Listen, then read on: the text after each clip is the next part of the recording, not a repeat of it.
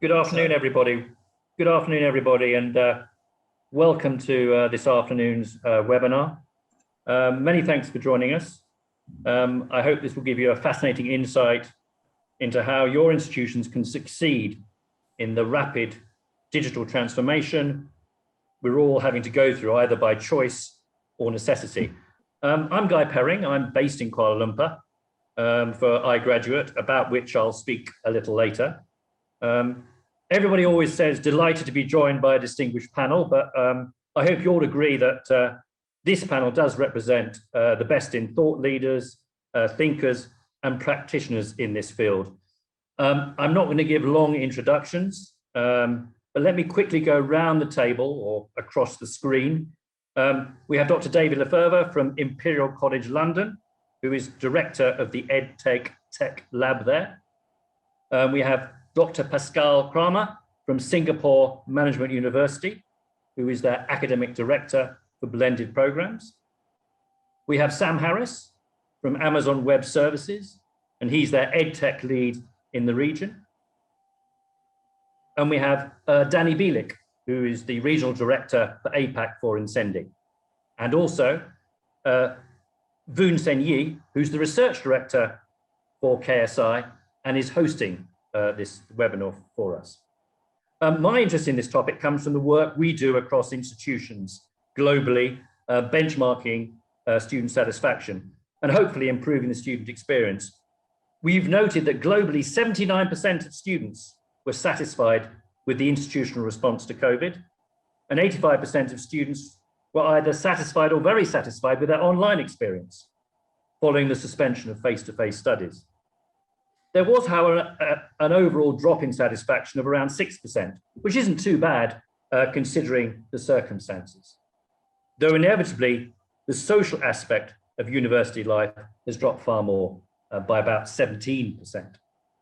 But my sense is that students now were accepting of the need to switch rapidly to online provision.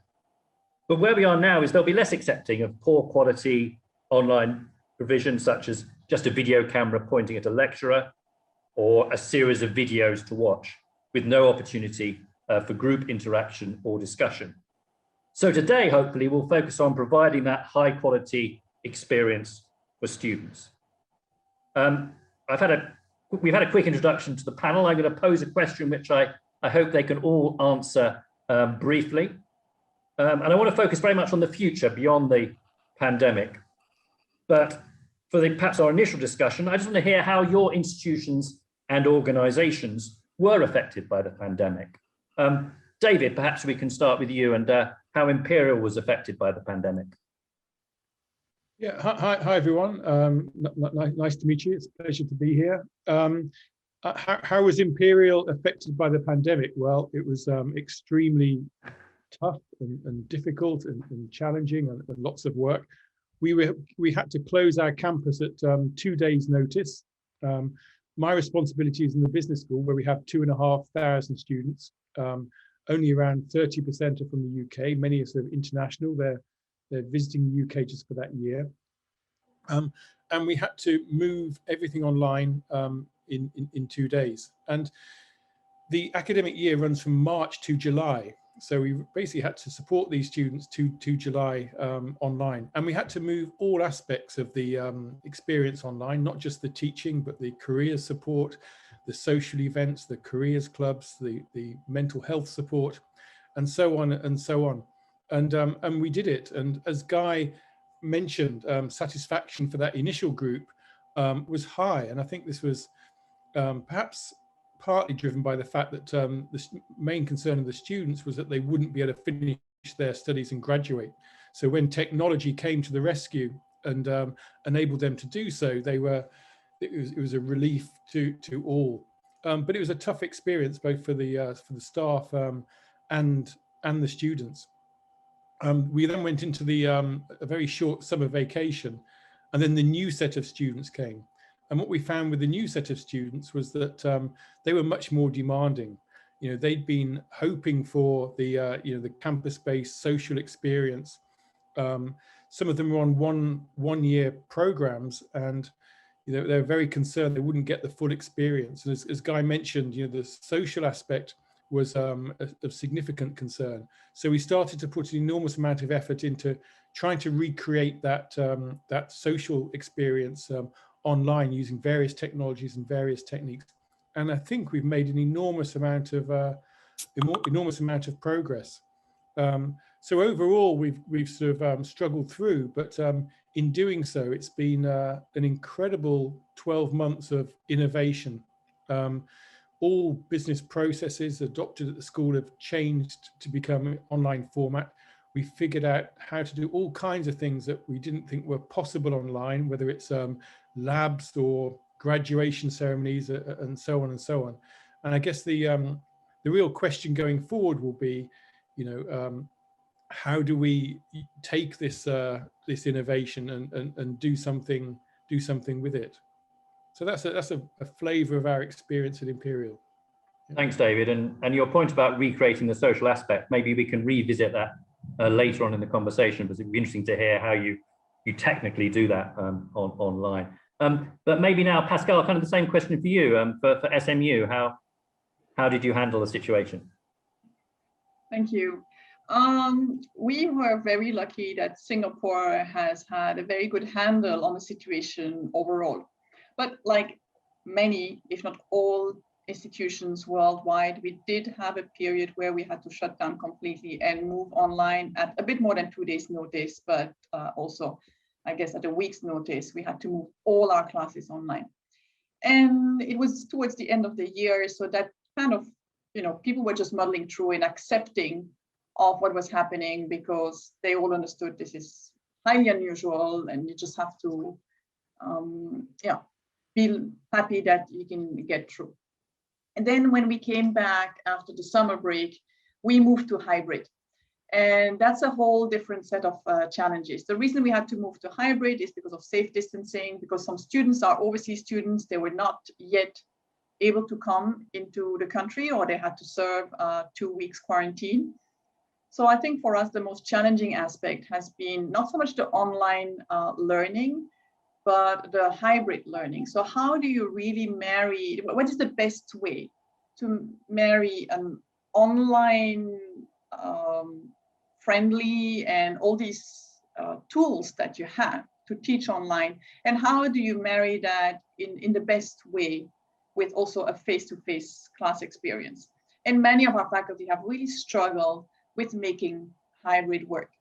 And you mentioned that you didn't want to talk only about COVID, but you wanted to think about the future. So I think this is really where we've been able to play with different models, and we're thinking about in the university, we are thinking about where are we taking this next, right? So we are now back to fully face-to-face, but we don't want to be fully face-to-face anymore.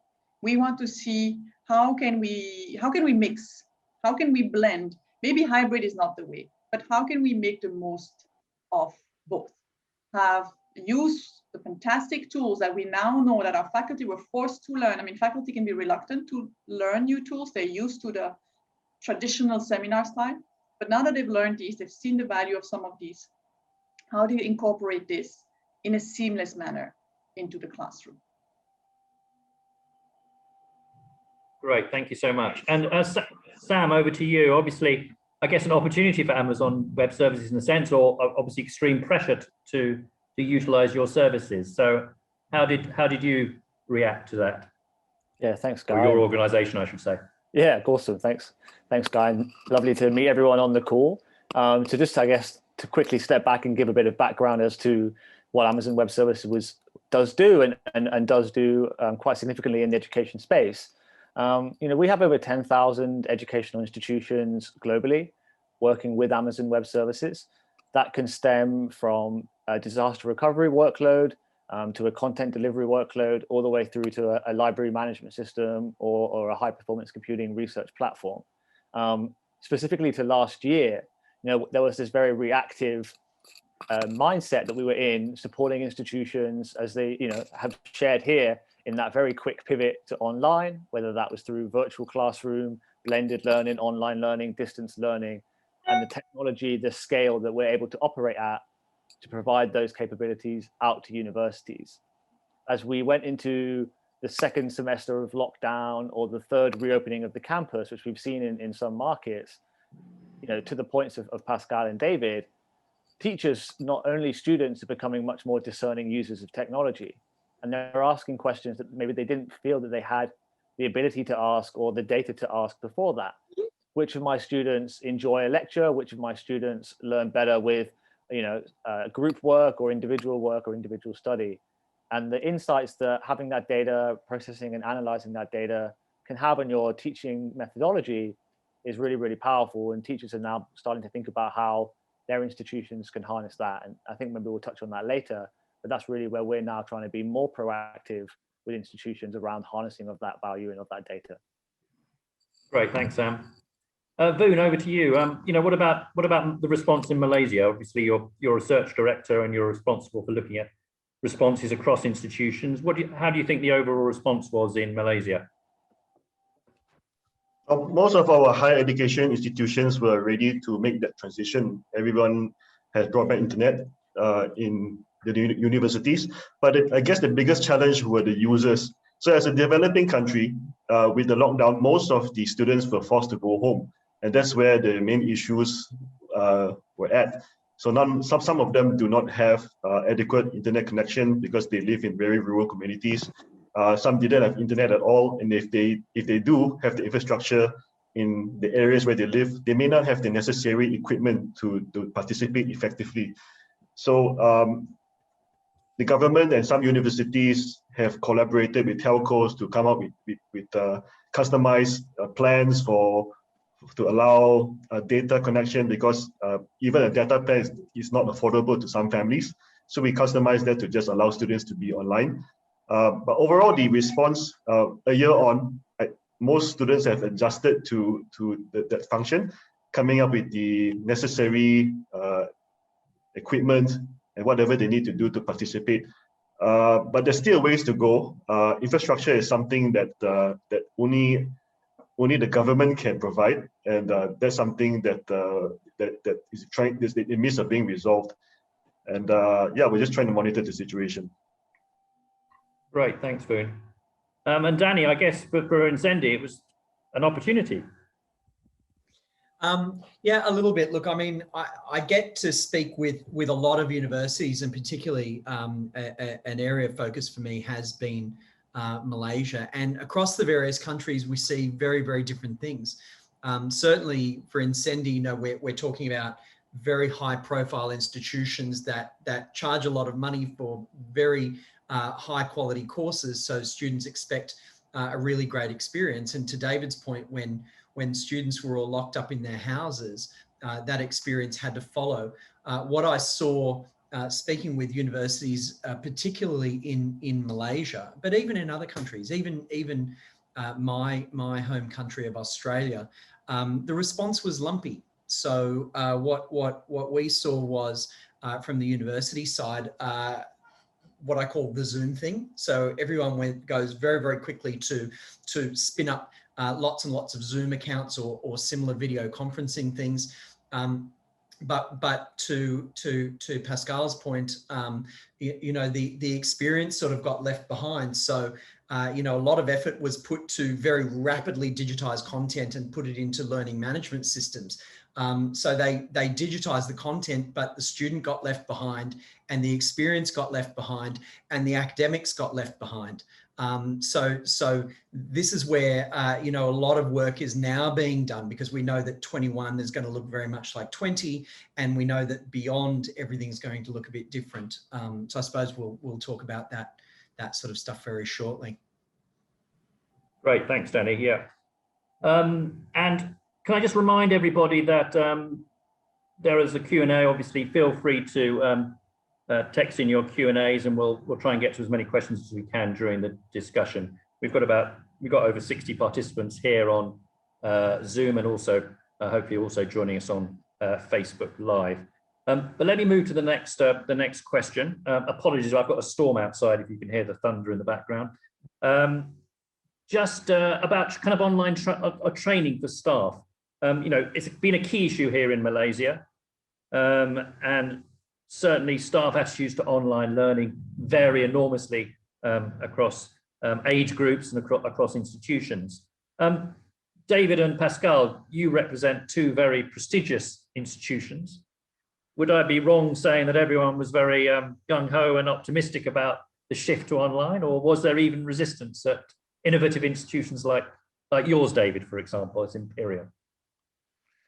I think when everyone's at home, resistance is futile. So all the traditional resistance disappeared. But I guess if you zoom out a little bit, we're in the middle of a very long-term trend. So technology enables educators to improve the impact of education, make education more flexible, and potentially in some cases lower costs. So these are very powerful drivers, and these have been driving the adoption of technology into education for a long time, for decades, and this will continue afterwards. And what we've really seen over the past 12 months is sort of an acceleration, a forced acceleration of that trend. And I think we're at a pivotal moment now, because we do have all this new capability, this new technologies as well that have emerged, and institutions have a great deal of knowledge of what online learning is. And what we're really looking at is what is the future format of online learning, because it's going to be different. It's not going to be the same as it was pre-pandemic. It's not going to be the same as it was during the pandemic. There's going to be a new paradigm emerging for online education. And I think over the next 12 months as a sector, we're going to figure out what this new paradigm for digital education is. What we've learned during the pandemic is that the easy route is not the optimum route. So I think in instances where universities moved to Zoom or moved to Teams and delivered synchronous lectures, then student satisfaction was low.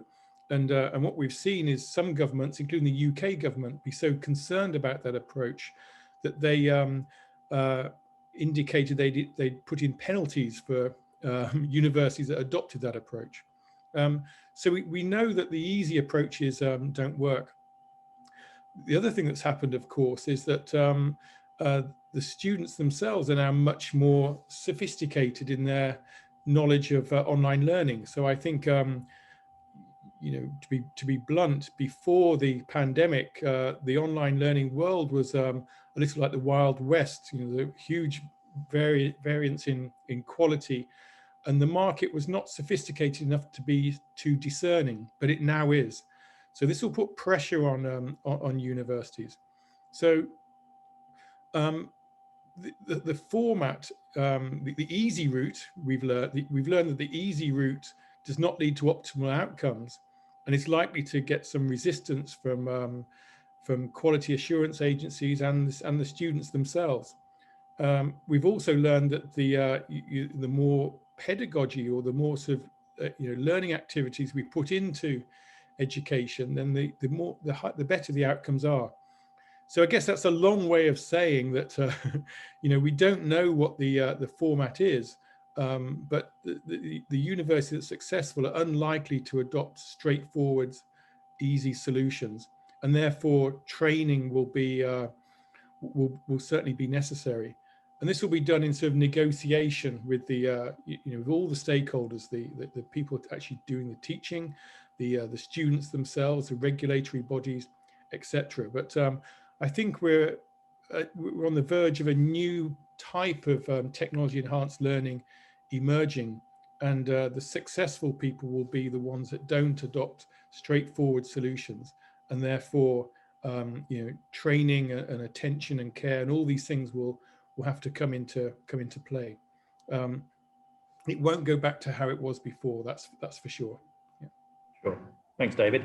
Pascale, over to you. What about SMU in terms of training and the capacity for your staff to adapt to this new mode of learning? So as academics, we care about the learning. Like, we really care about the education experience that we provide. At the same time, we have reached different stages in our career, different ages. I mean, in a sense, although it's not really age, it's just what we feel comfortable with.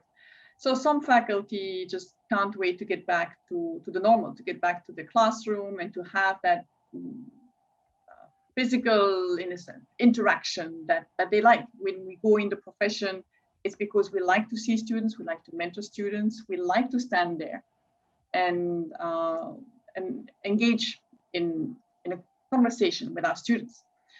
But what you also observe is that you have a lot of younger or more just tech savvy or just more interested, more curious, whatever it is, right? You have a lot of stuff, you have a lot of ideas.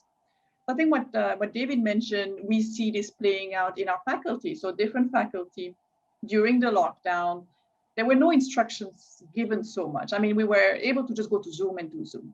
But despite the fact that no instruction, no training was provided, well, except for how to use Zoom, but which is very easy, some faculty of their own batch decided to try something different, to do more stuff, live streaming,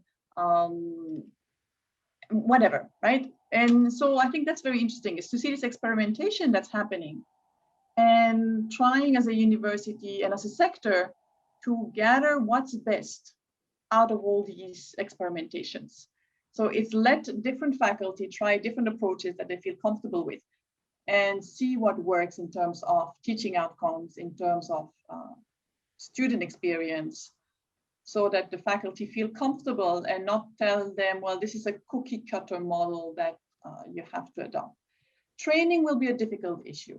I mean, some training will need to be provided. And I think what's very important to understand is that the training is not just the technology. I mean, of course, the technology is one part. So we may not be familiar with the technology and we need to know how to use it, the buttons, the features, the interface, but it's much more, what does this technology do in terms of education, right?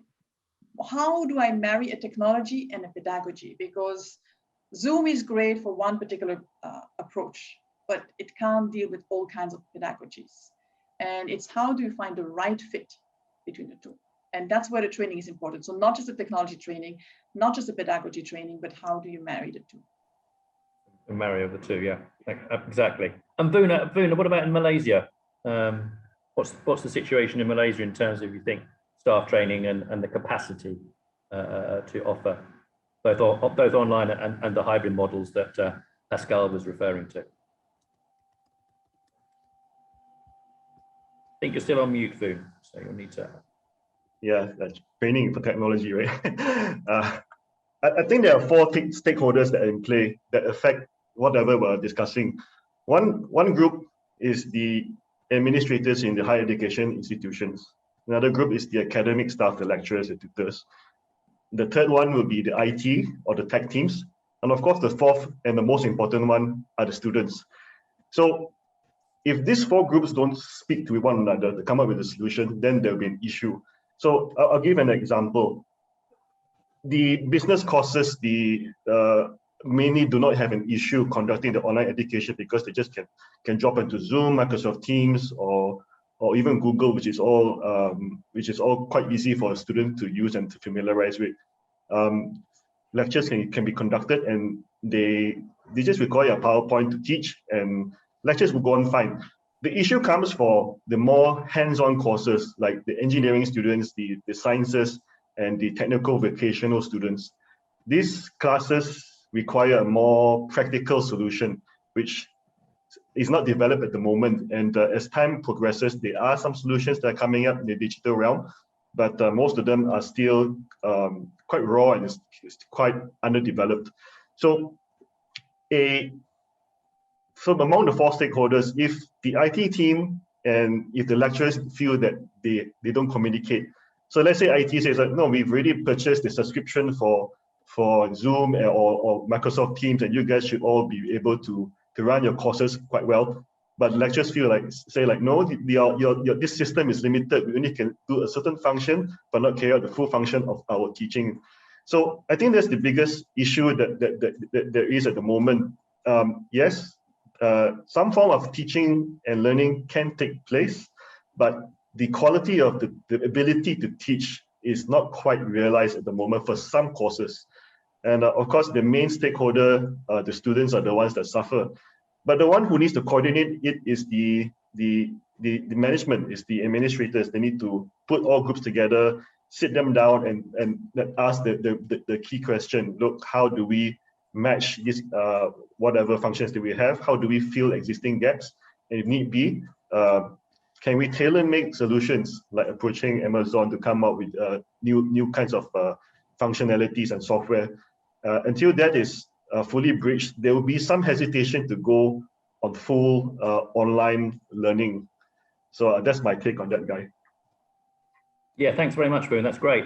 Maybe I can just quickly throw a question to David, because Imperial, certainly in this part of the world, is known for its engineering. When you mention Imperial, and certainly in Malaysia, people automatically think of engineering. And Voon mentions the challenge of replicating the hands-on experience of engineering. Has that been a real issue now, and do you think it will be in the future as well, or is it going to be solved in the future? Yeah, so yes, it's a real issue. I mean, historically, this was one of the reasons engineering departments were reluctant to move online. But I think we spoke about innovation during the lockdown, and innovation around labs has been one of the major breakthroughs, I believe. So actually, even in engineering these days, a lot of the work is digital anyway. It's more things like wet labs and physics laboratories, and it's more the science laboratories have been the major issue. And what we've seen is Imperial has been very inventive, creating a lab in the box for physics students, for example, which is a sort of portable lab. At one point, we had chemistry students conducting their experiments in their kitchens, which apparently met all health and safety. I was going to ask that, yes. We've seen the emergence of firms like Labster, which are contributing to the solution of the problem, and also as Pascale mentioned, hybrid approaches. So there have been windows when we've been able to bring students onto campus, and essentially we've used those to really pack those lab sessions. So there's been a lot of innovation around a topic which was previously considered to be impossible, and now has become at least partly possible. So that's been a major success. But I'd say the major problems we've faced have been labs, assessments, and the student's social life. Those are the three things that we continually try to address, and we've made inroads. We've made good progress on solving those problems, but we certainly haven't solved them. Great, thank you, David. Sam, over to you. AWS have issued a recent report on empowering education, which discussed a wide range of digital transformation strategies, both initiatives and also hybrid strategies as well, and also kind of explosion of different platforms and different applications, etc. How do you support institutions wishing to make some of these changes we've already been referring to? Yeah, definitely. I mean, just again, to give some flavor to that, right? Like Amazon Web Services has close to 200 features or solutions as we coin them in terms of technology. So as an institution, it can be very overwhelming with this array of solutions and technologies out there to really hit the nail on the head as to what you're trying to solve. At Amazon, we have this really successful mechanism that we've established and implemented over and over again, and we call it this working backwards paradigm, where we go out and we interview, we work with customers to understand for a specific need or a specific product, what is it lacking or what are they looking for to iterate against. And we kind of now have been doing that very successfully with institutions. We go into these sort of digital transformation workshops and we say, what do your students, are they your customers, or the teachers your customers really need out of this learning experience that they're trying to achieve? And to Pascale's point, teachers are incredibly inventive and passionate in teaching people. That's their passion. So they have great ideas and great ways to suggest. And then from that workshop, you go back with those institutions and you write a mock PR FAQ. So this is a mock press release and a set of questions that you'd expect from customers, stakeholders around what that proposed iteration, that proposed transformation looks like. To get a bit more tactical in terms of a specific example within an institution, I want to talk about EdTech Community College in the US. They're one of our earliest customers using AWS. And the question that they had was really about a proactive way to ascertain which students were struggling in class, were struggling in specific areas of courses. So they amassed huge amounts of data, as most institutions are doing even more so now than ever with the influx of technology, and try to understand, okay, how can I predict through engagement, through exam results, through pop quiz results, interaction with teachers, what these students are doing and how likely it is that they're going to struggle with these courses. They put us into the Amazon Web Services data warehouse, and they're now able to, with the 70% accuracy, predict which students within particular courses and degrees are struggling and potentially at risk of dropping out. One, that's a bad experience for the student, but it's also potential lost revenue for the institution. So as an example, it's something that we can say to institutions, are you able to ask those questions? Do you have the technologies set up in your environment to ask those questions with the data that you have? And if not, let's work backwards to say, what do your teachers want to ask? What do your students want to gain? And begin that digital transformation with that very tactical use case. So that's the way that we thought about working with institutions, having that sort of working backwards process, and then aligning the technology, whether that's a data warehouse, an Internet of Things capacity, to that specific example. And for anyone on the call who would love to involve us with that, feel free. We'd love to kind of work with anyone, bring in our partners like Insendi to make sure that we fit the right solution to the right problem statement. Great, thank you, Sam. And you raise a very interesting point about struggling students. And maybe, Pascale, I can ask you, I mean, obviously, students who are online all the time, is it more difficult to monitor whether students are struggling, whether they're engaging with the topics? How have you, during this last year, how have you managed to make sure that students who are struggling are helped or indeed identified? You know, and that's really where the right pedagogy and the right way to marry it with technology matters, because typically you see whether students are engaged in the lecture because you can see them and you know whether they're nodding along, but the cameras are not turned on in a Zoom call. So breaking it down, having activities where they participate, and it can be, you know, very, as I said, I have a colleague who did live streams through YouTube, and he says, I could just see the comment feature below my videos and afterwards, and students were responding to each other. So then you get to actually see who is engaged, but you have to find, I mean, they won't be engaged if you don't create engaging content. So the onus is on the educator to find a way to use the technology to create engaging content. And the technology cannot do it by themselves. And of course, because we have to move online, the pedagogy needs to be adapted to what can be done.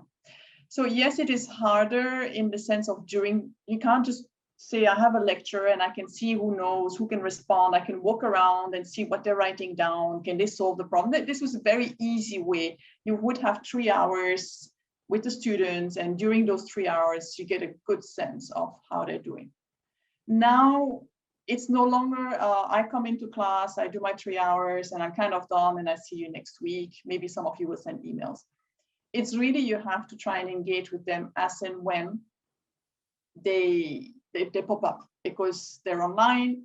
They think you're online as well, whether or not you are online, they think you should be online. And that's the only way you can keep the engagement. So you kind of spread your 3 hours across the week. You have to cut it into smaller chunks and see for each of these chunks, how can I keep them engaged? Great, thank you very much. Danny, over to you. Do you think that finally we've got to a time when online learning is going to kind of mature into the ubiquitous method of learning? Or will learning go back to the way things were when universities reopen? I mean, we've heard stories from example in China, and certainly, you know, partners that I've spoken to have said, well, we've pretty gone back to the old way. Do you think this is a sea change? Look, I think there is a sea change, and the analogy that I use is that, you know, when VCRs came along or DVD players came along, movie theaters didn't shut down, but they changed. So, you know, they became smaller, they became, you know, moved into shopping centers. And I think that we'll see university education, business school education, medical school education change and adapt. Face-to-face won't go away. Blended learning is certainly a term that gets thrown around a lot, but I think a lot of people don't understand what that means. But there's really two sides to this equation, right? To see, you know, how does online, how does COVID, how do all these changes actually change what education looks like and bring many, many more people into adult education, which is really the goal, right? What we want to be able to do by using technology is bring many, many more people than would have otherwise been possible by driving the cost down, by making things more accessible, by eliminating the problems of geography. So there's really two sides to that. One, of course, is on the user side, and Voon spoke eloquently about that earlier. Malaysia has a unique challenge that's not unusual in middle-income economies. Every geography is different, but in Malaysia, the challenges of a household maybe having shared devices, maybe not having access to good 4G or 5G, maybe the internet's expensive, maybe fiber or landline broadband hasn't made it to their neighborhood yet. Those sorts of adjustments will be made over time. On the institution side, Pascale is 100% right. The issue is not about you know, the availability of technology. There's plenty of technology around, but technology and pedagogy now need to get married up because online and blended and the expectation of students who need to learn and will be attracted to learn to modern online and blended learning methods will have a different set of expectations. So I think the traditional way of doing e-learning is really not going to deliver that ubiquitous learning. It's not going to deliver the larger number of students into your universities.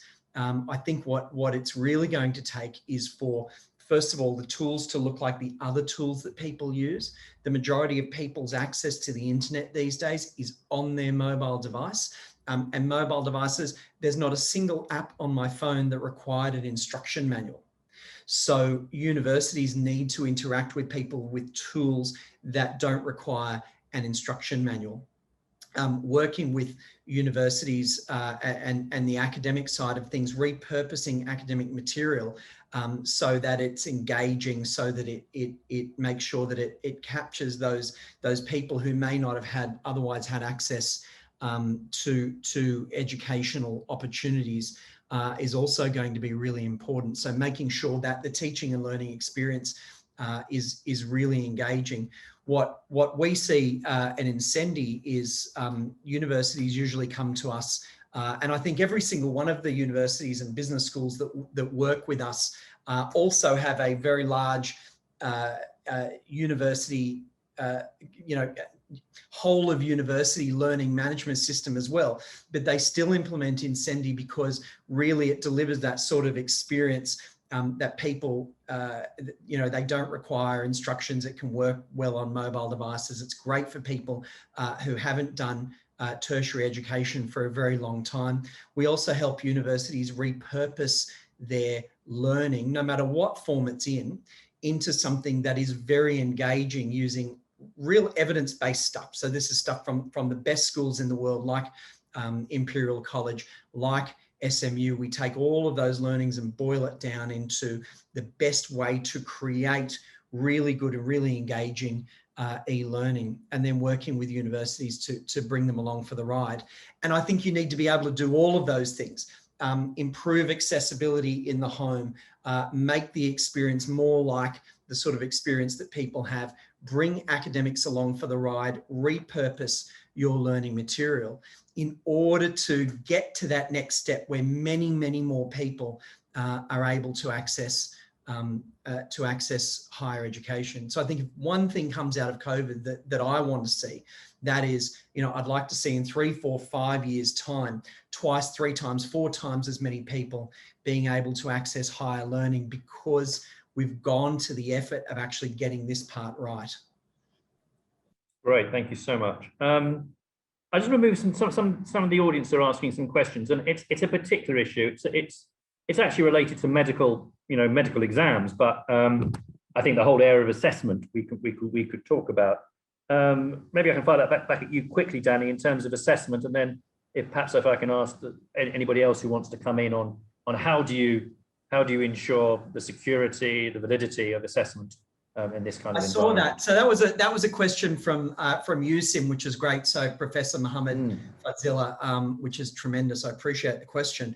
With the whole part of learning needs to be repurposed, and that's not just the teaching part of it as well, but the assessment part. And so that's down to really good pedagogy. How do we actually assess people? Do we do everything as a summative assessment? Do we do everything as a high stakes exam in a locked room, in a hall with 300 seats in it? There are other ways of doing it. So there's formative ways of doing things. There's group work. It takes effort on the academic side. It takes effort on the course design side. But there is quite a lot that can be done, not just on the teaching and learning side, but on the assessment side. There are also some technological tools that are coming along. Insendi recently completed an integration with a range of tools from a company that everybody knows called Turnitin. Turnitin does a lot of work on plagiarism checking, but what people don't realize is that there's work being done on digital exams, high stakes exams, including medical exams, that is part an assessment platform and part digital invigilation. So setting up, AI-based camera stuff and all those sorts of things that can be checked afterwards. Did a person cheat? But some of it is in the design of questions. Some of it is in how assessment is done, the combination of formative and summative, the combination of group work, and all of those sorts of things. So I think we'll need to move in that direction in order to be able to do high stakes medical assessment. Great. Does anybody else on the panel want to comment on assessment? Just raise your hand or unmute yourself and comment. Pascale, yeah, go ahead. Well, I'd like to comment. Obviously, I cannot speak about medical exams or any exams that need lab work. I mean, I can imagine some medical exams would probably be based on lab work. But I have a slightly maybe less optimistic view than Danny, I'm afraid. So we're not there yet. So when I look at high stakes exams, it's still difficult. And to guarantee the integrity of the exam, there are softwares. We are using softwares that use AI. I have tested some because as I'm the academic director, I decided I can't tell my faculty to use a software that I haven't tested. And I can just say there are many ways you can try and fool the software. So collectively, when I say we, actually, I'm an academic, no, but whoever provides technology solutions, this is definitely something to work on, because I don't think that high stakes exams are going to go away altogether. So I agree that we can obviously reduce the stakes by adding other elements. So again, pedagogical design does matter because it can reduce the need for high stakes exams, but you're not going to get rid of high stakes exams completely. So for those, if you continue to, if you need to do them online, the technology needs to improve. I could comment on that, Guy. Yeah, please go ahead. Yeah, I completely agree with Pascale. I was hoping that this is a long-term problem. It's a problem we had prior to the pandemic, and I was hoping this would be one of the issues that we'd solve during the pandemic, but it remains unsolved. There's lots of technology solutions, but they tend to be either so complex that they're impractical to roll out, or not complex enough so they're not secure. And like Pascale says, there's a lot of instances where we have practical exams which can't really be done. I suspect the solution is a holistic way, a combination of using secure physical locations, whether it's your own campus or other facilities. Being close to the students, so if you're delivering online learning via Zoom, then the students become very remote from you and you don't really sort of get to know them that well. But if you're using online learning in a sophisticated way and you know the students, then it becomes much easier to detect possible cases of cheating, and students are less likely to cheat. I think there's things you can do around the design of assessment, whether it's use of ongoing assessments, exam questions can be made much more personal to individual students, and so on and so on. But I think the main thrust at the moment is towards online proctoring tools. But I agree with Pascale. I don't think that's going to be the solution. I think it's going to be a much more sort of a holistic solution, much more multifaceted solution. Yeah, and it's disappointing that this is something we haven't managed to solve during the pandemic. Sam, what about you in terms of sort of the various applications? Have you seen where do you stand in terms of the online assessment?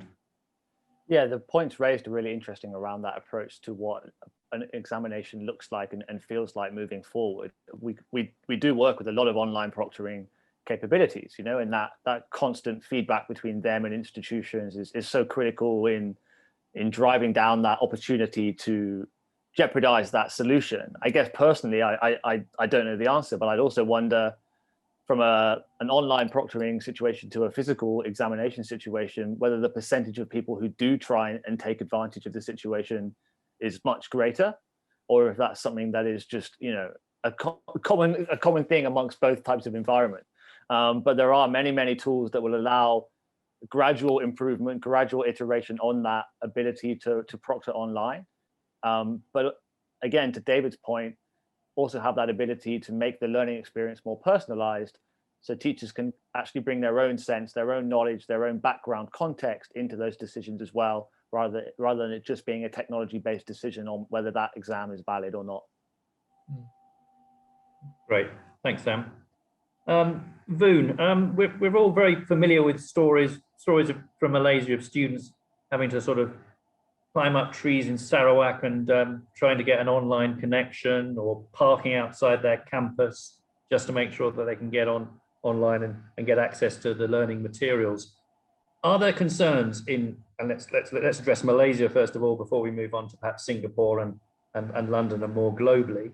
Are there concerns that the digital divide is widening, that the urban-rural gap is widening as well, and particularly when we look at well-resourced public universities in, say, Kuala Lumpur, compared to smaller community colleges in East Malaysia, out in Sarawak or perhaps up north?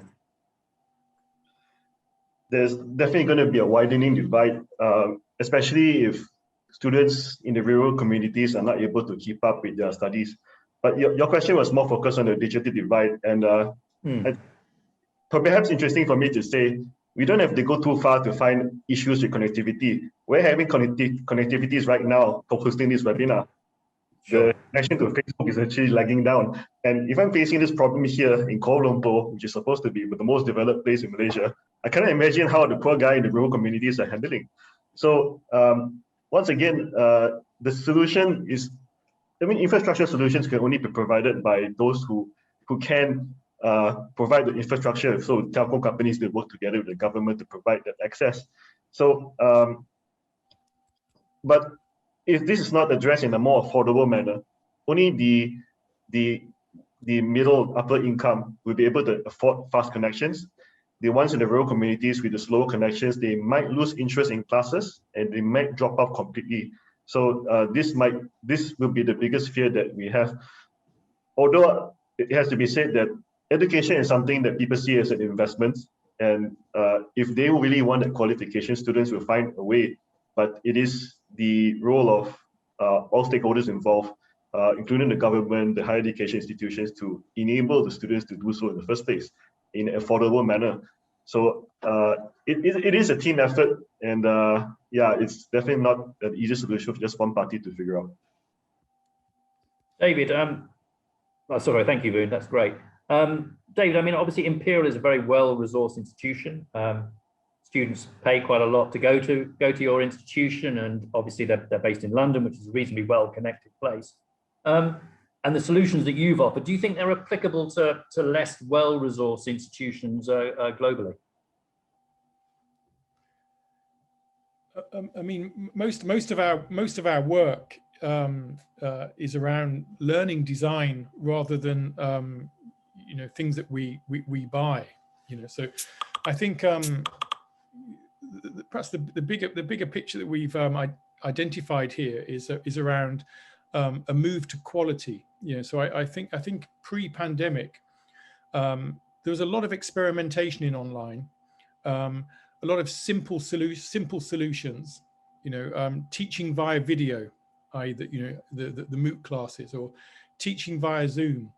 And we tended to adopt lots of simplistic approaches to online learning. And I think those of us who sort of investigated the efficacy of these approaches, and people who didn't, just instinctively knew that perhaps these simplistic approaches weren't as effective as they should be.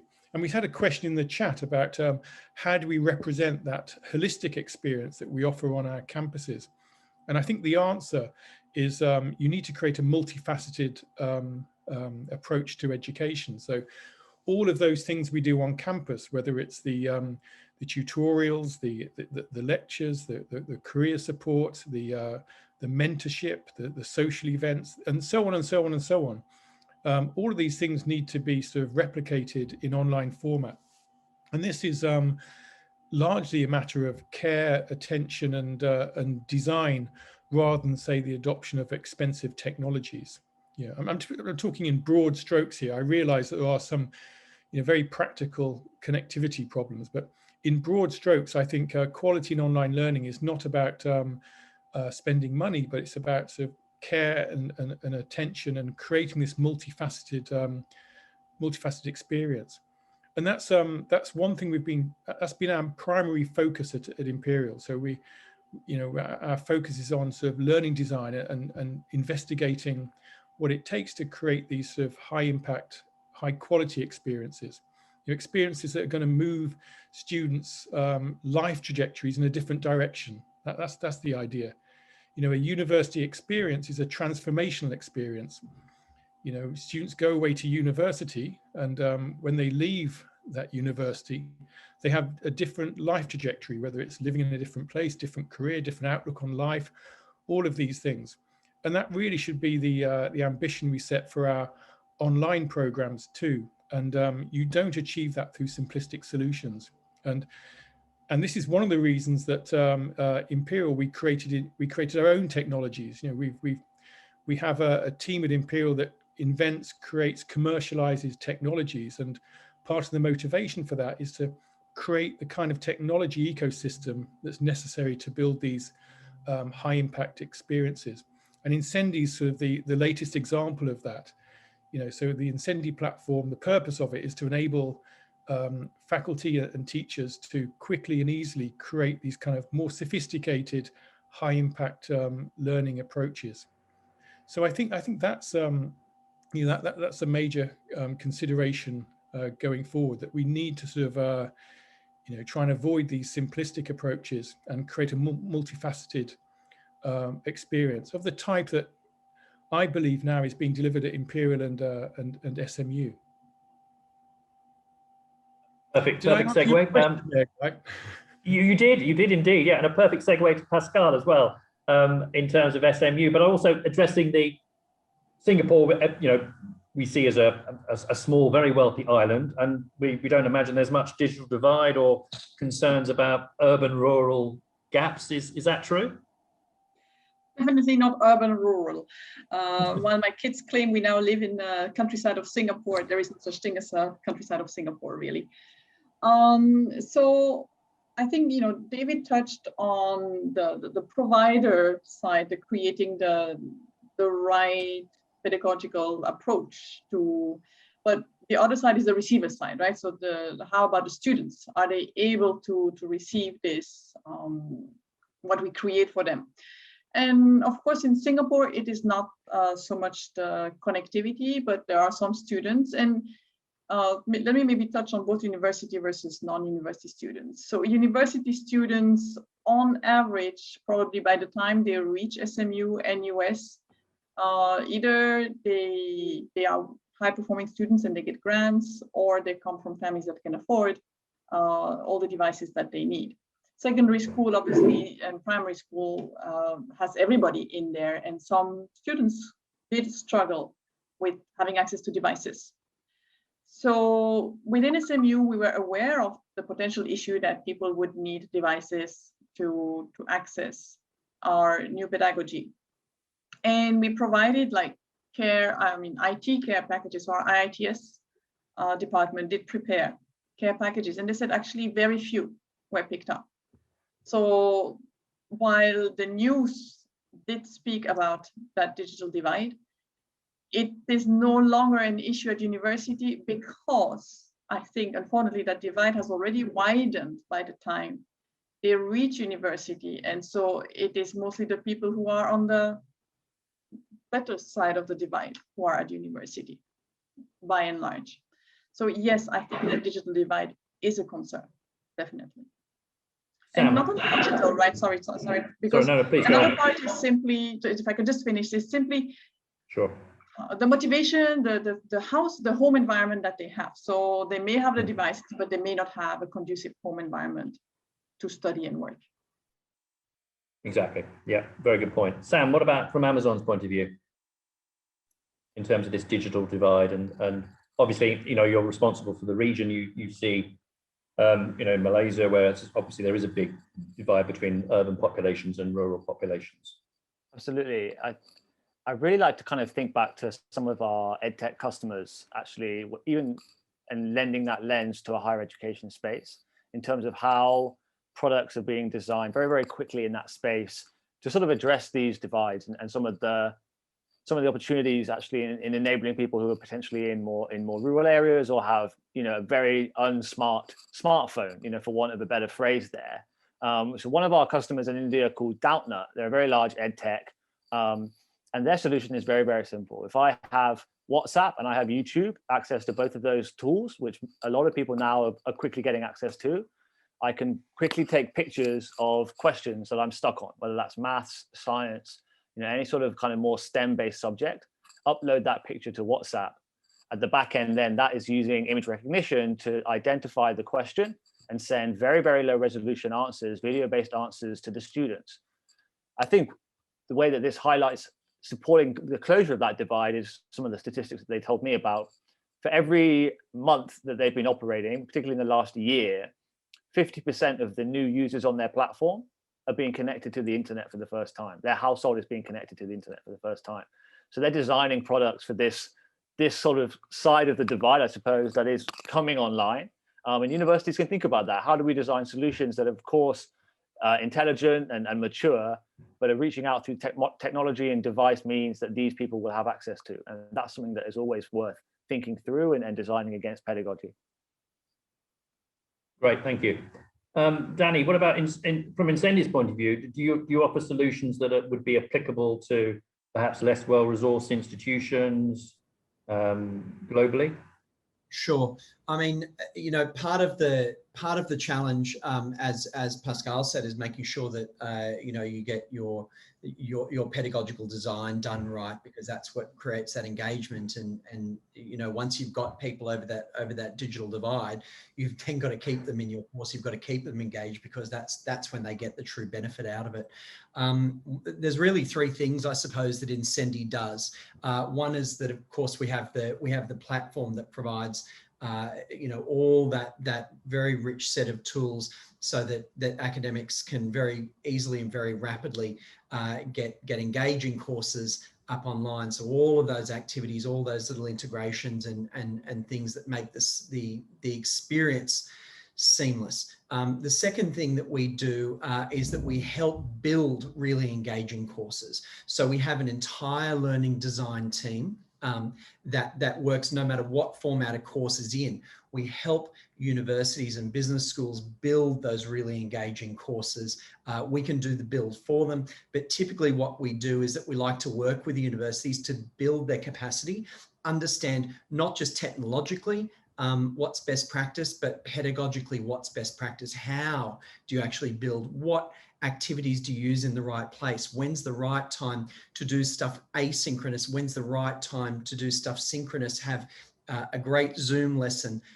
You know, how do you signpost for the students so that they know what their commitment's going to be? How do you you know, scaffold all of those sorts of things? So we actually scaffold universities. We work with universities to build that capacity. We don't want to keep the magic for ourselves.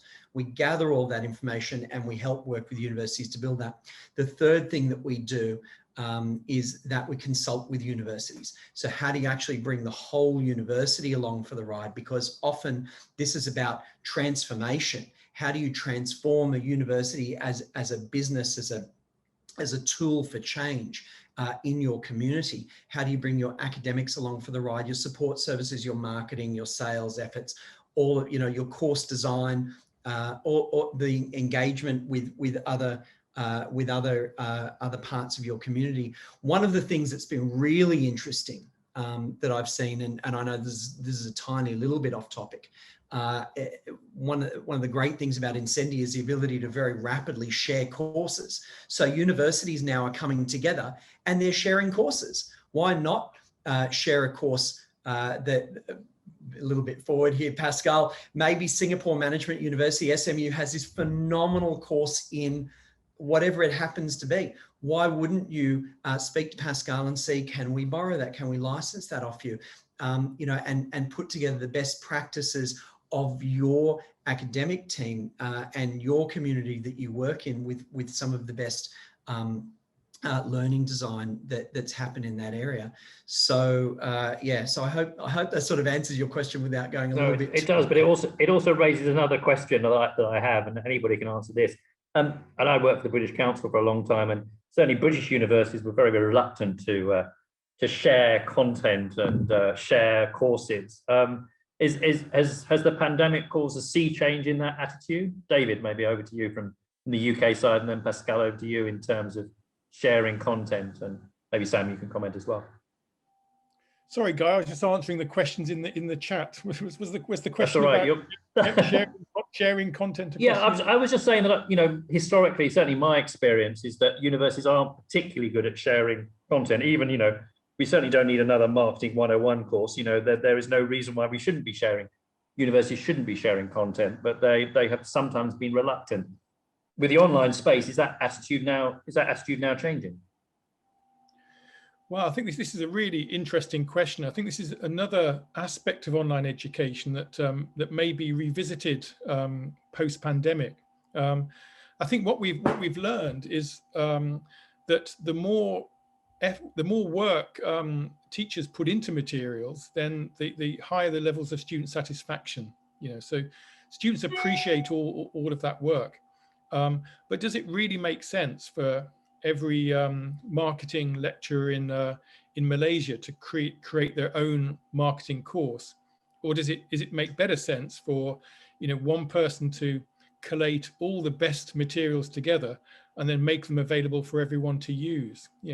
I suspect the latter might become common, because if you go to a typical marketing lecture and you say, do you want to spend the next 6 months building your own course, or do you want to use this one and adapt it for your purposes? They'll probably opt for the latter. So I suspect there is something around, I think, sharing, whether it's, the old model, which was commercial textbook publishers, working with one teacher and creating a perfect textbook and distributing it. That was the old publishing model. Or some kind of new model, which is probably more in keeping with the times. So in the internet age, content wants to be free, it wants to be shareable, it wants to be editable. So I don't think we'll go back to the old textbook publishing model where everyone uses the same textbook, but it does make sense that some kind of sharing will happen, where some entity somehow collates all the best bits of the marketing course across a region or across the world, collates it somehow and makes it available to everyone to use. I suspect that will be a major part of our future. Someone just needs to figure out how that can best be done. But certainly, we're seeing sharing happen informally now. Imperial and SMU are both in the Foam Alliance of Business Schools, and a major piece of work there is to facilitate the sharing of modules across the alliance, and that's proving to be a very attractive idea for everybody. So sharing will certainly be a big part of our future. But I think the exact form it takes is yet to be seen. Pascale, maybe you can comment on that as well. Obviously, David mentioned your collaboration. You can speak to that, but also wider collaboration, and SMU with NUS, with NTU across Singapore as well, and the potential for that?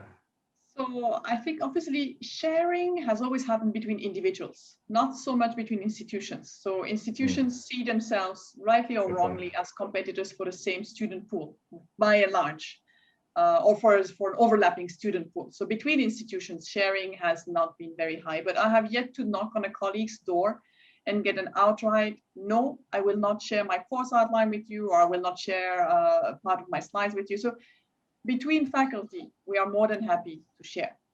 And sorry, and you're talking between institutions as well, that in terms of individual, people. Yeah. I can approach someone at NUS and tell them, look, I know that you teach this, and I know that you do it really well. Could I just get your material? And I have yet to get an outright no. So between people, not a problem. Between institutions is different. So if you start talking about making this institutionalized, it's a very different matter altogether. And I think with the online pedagogy, what's going to happen is, because David mentioned the amount of work that goes into designing a really good course, because of the amount of work that goes into creating this, it will no longer be a peer-to-peer sharing. Because frankly speaking, it's very simple. Here at SMU, the IP of the course that I create does not belong to me. When I create slides, these slides belong to me. When I create IP, videos, all of that belongs to SMU. So now the sharing has to happen on an institution to institution level. It can no longer happen on a personal level, which means that the institutions will have to figure out a way to do that. And I think they will, because there's there's a clear benefit to be had for both institutions. For the one that receives, they don't have to develop their own course. For the one that sells or licenses, they get some additional revenue on an asset that they've created. So it's going to happen. And then again, the question is, how can the technology support that? Because do you want to take something off the shelf completely? Do you want to customize? If you want to customize, how much customization? How do you support the customization? And how do you protect the interests and rights of the different institutions involved in the exchange? But it's going to happen. Sam, thank you. Sam, over to you. In terms of, obviously, you're the kind of the source behind the content, or the power source behind the content. Maybe is there an opportunity for Amazon to be a sort of facilitator of this sharing? I think from a platform and sort of infrastructure perspective, yes, it would be remiss of us to kind of go beyond that role, I think, to a certain degree.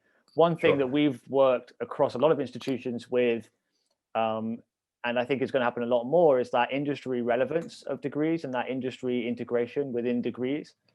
As we look at the next sort of generation of the workforce and how universities are designing courses to cater to that, that's where we've spent a lot of time with institutions around the right digital skills, the right skills that students need. And that sort of industry view and industry lens is something that is going to be standardized a lot more, I think, within universities across the region. Great, thank you. Voon, Malaysia is a hyper competitive environment, certainly in the private sector. Do you see institutions in Malaysia collaborating, sharing content? I think they already are in some extent, especially for the undergraduate courses. But perhaps I'd like to touch on something a little bit more controversial, if you don't mind, Guy. No, please do. Yeah. There was a question posted in the Q&A whether online learning will be the future for all universities. And I think the fear for existing higher education institutions is, if online learning is so easily accessible, why do I need to sign up with a local university nearby my home? I could just go straight to Cambridge, Oxford or Cambridge, and just do my course from there. So as much as the academic fraternity likes to call itself a fellowship, that we're all doing this for the betterment of education, all that and so forth, it is also a competition. They fight for the same source of grants. They fight for the same source of students. So I think there'll be much caution from higher education providers to collaborate very much. They probably want to see this as an opportunity, no harm, because there could be an opportunities to collaborate, but they could also see the potential threats that might threaten the existence. So that's a trend that we need to perhaps monitor. Things still too early days to see how it will turn out. But I think the key is if there can be a win-win scenario for both when it comes to collaboration, then yeah, sure, there will definitely be the avenues to work together for partnership. But if continued collaboration could mean that eventually the number of higher education institutions reduce in number to be consolidated to just a few, then that could be a big problem for some. And I think yeah, that would be interesting trend to see emerging in the future. Well, that's a great kind of question, which I'll throw to David and Pascale. In terms of the whole future of the degree, and someone has also raised this in the Q&A, micro credentials and building up stackable qualifications, and you can pick and choose. As Voon indicated, I can get marketing qualification. I can get my marketing course from Cambridge. I can get this from Johns Hopkins. I can get this from SMU, and I can do it all from home. So the future of the degree is, or the traditional degree perhaps, is disappearing, and we're going to have a series of micro credentials that you can build up online. David, is that the way of the future? I mean, personally, I don't see sort of online education taking over and becoming the dominant format. I'm an advocate for online learning, but I don't see that. And I think the pandemic has sort of crystallized the value of the campus experience for many. And I think particularly at undergraduate level, the undergraduate experience of going onto a campus, living with a different group of people, being sort of dedicated in that social space to your studies is a transformational experience for many. And I can't imagine many 18-year-olds would like to give that up and sit at home studying full-time online. In fact, what the pandemic has shown us is that they don't want to do that. So I'm not sure the undergraduate space for that core audience of, say, the 18 to 22-year-olds will see a great deal of change.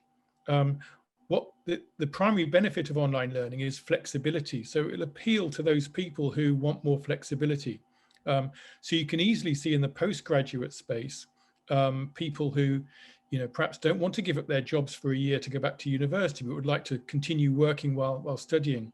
Or adult learners who didn't go to university might want to do a part-time degree online while they're working, etc. So I see online making great inroads, but that flexibility is positive. And you can see there's many other examples of that, perhaps remote communities and so on and so on. But I don't see the higher education at undergraduate level changing that significantly.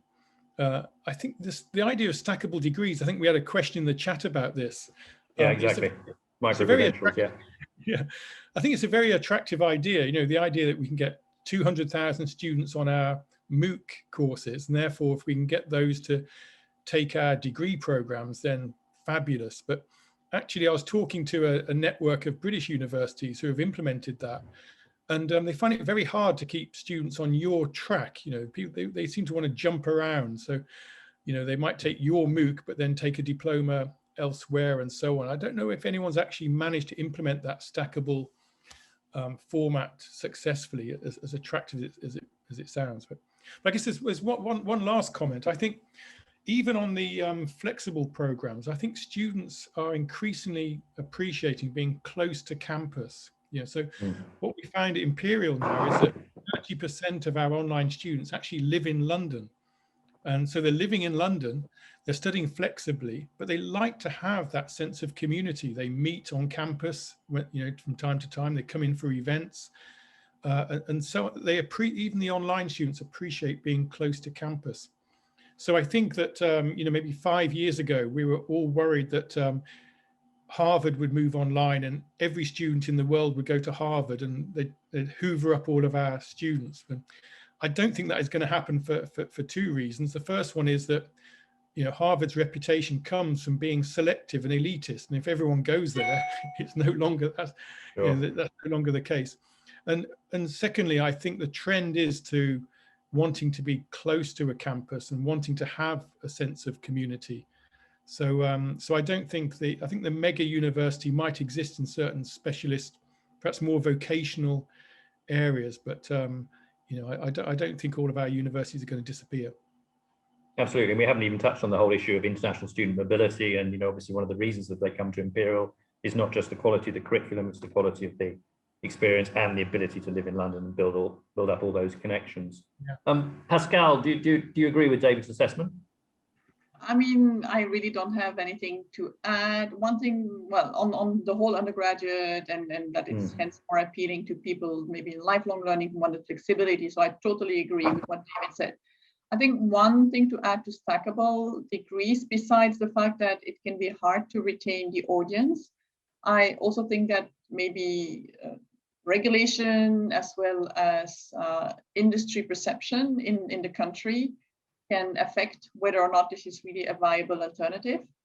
I think more and more, of course, micro-credentials are very well accepted by the industry, but by and large, Singapore government is still kind of wedded to the traditional, you know, degree granting programs, which builds a certain mindset in the students, whether they're lifelong students or they're undergrad students, that, well, we need a degree, we need like a proper degree, not just a collection of individual. Absolutely, yeah. And I was speaking with Asia E University yesterday, who's obviously an online university here, but they were saying we still have to have 10 hours face-to-face because, as you say, the Malaysian quality assurance insist on 10 hours, even if it's predominantly an online program. Can I add Sam, one thing? Sorry, yeah, before you go, can I just add one thing? Because what Voon raised was actually unbelievably interesting, you know, this concept of, and I think, you know, both David and Pascale have you know, it elucidated the value of the on-campus experience very well. But, you know, to my point about online and online learning, and will there only be a very narrow range of providers? You know, there was an enormous amount of excitement this week when insendi partner ESMT Berlin launched an online MBA at $30,000 US, which is in the world of online MBAs an extraordinarily low price point. But I think that's still inaccessible for an enormous amount of. That's the total cost, presumably. Yeah, and so being able to, you know, that's still a very inaccessible price for a large number of people around the world. What I see as an opportunity, and this is a uniquely Malaysian opportunity, honestly, you know, in that world of a purely online, forget the, you know, yes, the value of campus experience and those sorts of things, but in the people who do want to and can only study, let's say an MBA online or some other kind of postgraduate qualification online, Malaysian universities are in this unique position. English speaking, high quality, middle income. So able to, Malaysian universities have this unique opportunity to be able to project out into the world rather than just focus on the Malaysian market only. Why not look at other markets that want to access high quality English language education, but haven't been able to because of the price point? So I think about markets in countries that I know Malaysian universities already access, like India, and other countries in the subcontinent, Pakistan, those sorts of things, countries in the Middle East, and particularly Islamic countries, because there is that familial connection, and countries in North Africa. There's an enormous amount of people who can access an English language education because they have sufficient English language capability. And if Malaysian universities play it right, perhaps this is a whole new market that can be accessed. Absolutely, yeah, and increasingly, as you mentioned, they're certainly targeting sort of African countries, and we've had a large increase of African students coming into Malaysia. Sam, any comments from you on this issue of micro-credentials and stackable? Obviously, you see a lot of innovation in Amazon. What's your view on this, and whether it's the end of the degree? Definitely not the end of the degree, and a word I think we can replace stackable with is the scaffolding of approach as well. So universities can actually drive efficiency in their content iteration and their content creation. So another example out of Australia, we worked with RMIT, and they spent a lot of time working with us to create these 6-week micro credentials around big data or machine learning or cloud computing strategy. initially they were designed as these outward looking, you know, short courses for the working professionals. But then as they trialed them, tested them, they were then able to bring them back into that formal degree, bring that cutting edge, sort of more agile content creation back into the formal degree, assign credit to it, and bring that relevance and that kind of industry relevance back into the full degree program. So having that more externally facing arm, which actually allows you to experiment, can actually sustain and drive quicker content creation inside the universities. And that's something that is really, really interesting approach to that kind of duality of degree versus that kind of more relevant, quicker topics that are coming out of industry. Great, thank you so much, Sam. We've gone through, I think, most of the questions that were raised by the audience, and certainly I know colleagues here have also answered them online as well. We're kind of coming towards the end of this panel session, so perhaps I could ask one last sort of very kind of general question. And obviously after the last 2 years or year or however long it's been, we should be wary of making predictions about the future. But by 2025, how do you see your institutions or your organizations, and indeed higher education as a whole, evolving? Sorry, that's a quite a broad question for the last question, but if you could keep your answers to a minimum of about 2 to 3 minutes, so we can finish on time. Voon, can you go ahead? How do you see institutions and organizations within Malaysia evolving over the next 4 to 5 years? Sure. Everyone needs to have a certain amount of digital skills, and I'm not talking about learning how to open your email or how to set up Zoom or perhaps do a fancy PowerPoint. It needs to be more than that, more technical skills. So in the past, the universities or higher education institutions, they were able to have a department to provide those functions, those specialized functions for you. Now, if you want to achieve that same level of delivery, you need to do it yourselves. So the ones who will pull ahead to provide a more effective class are the ones who can master these technical aspects more proficiently and build upon those technical aspects to deliver higher education quality. So I think that's, in very brief, that is something that everyone will need to have in the future, and that's the only way forward. Yeah. Perfect. Thank you very much. Danny, over to you. Wow, the future, that's really tricky. Look, I'd like to think that education, as I said earlier, I'd like to think that by 2025, there are 2 or 3 times as many people being able to access high quality higher education. And a lot of that is going to be down to the accessibility at an affordable price to as many people as widely in as wide a geographic area as possible, and with really great pedagogical model. There's no great learning without great teaching. So I don't think there's going to be, we're going to see professors automated out of the equation anytime soon. From Insendi's perspective, it really is about creating a great experience for people to be able to learn, to interact, to gain knowledge, to interact with the right academic people, and to be able to learn and interact socially as well. And that social aspect is so important to creating engaging, lasting education. So 2 to 3 times as many people accessing higher education because their lives get better. They live longer, they're healthier, and they're happier. Excellent. Pascale. So SMU just went before the pandemic through its Vision 2025 exercise. And safe to say there was nothing much about online education and so on. So what I'm hoping for in a new or upgraded Vision 2025 is for us to open more either blended programs. I'm not saying the entire program needs to be blended. I think it's to just be more innovative in how we use online teaching, online pedagogy. So that's really what I'm looking forward to. And as I said, we're asking faculty to continue experimenting. So we are in a process of asking faculty to experiment with different approaches and identifying some early adopters and trying to see, okay, what works, what doesn't, And then I hope that by 2025, we've been able to propagate this to the other faculty, to the non-lead users, right? So we've identified our lead users. We're giving them the freedom to experiment. And then can we roll this out to all our faculty and hence to all our students? Great, thank you, Pascale. David, over to you.